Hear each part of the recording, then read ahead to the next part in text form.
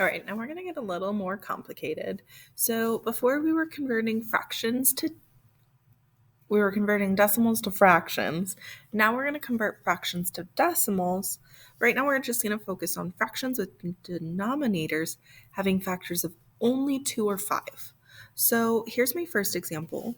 I have 3 over 20. So I need to write that as a decimal. So I need to and then describe my process. So my fractional form is 3. And then on the bottom, my denominator is 20. And we're just going to pretend there's a line under there.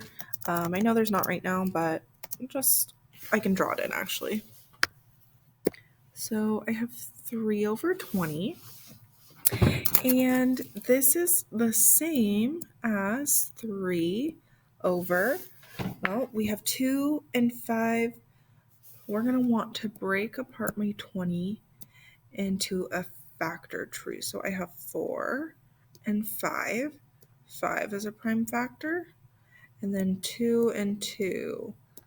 So on my bottom, I would have 2 squared times 5. Okay, so this denominator lacks 1 power of 5 to be a power of 10.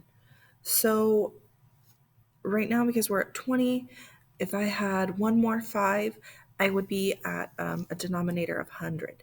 So in order to get to a denominator of 100, I'm going to multiply it by 5 over 5. And that's going to create 5 over 5 is just 1, right? If we simplify, it's just going to be 1. So I'm just multiplying by 1, and it will still stay equivalent. So once I do that, I get 3 times 5 over 2 squared times 5 squared. All right, so now I'm going to simplify. That's going to equal 15 over 100, which then we can use our previous skill of doing fractions with a denominator. And so we have hundredths. So I would have 0.15 because it's hundredths.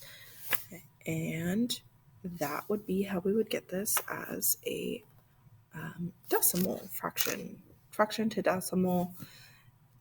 That makes sense to us. So I hope that made sense.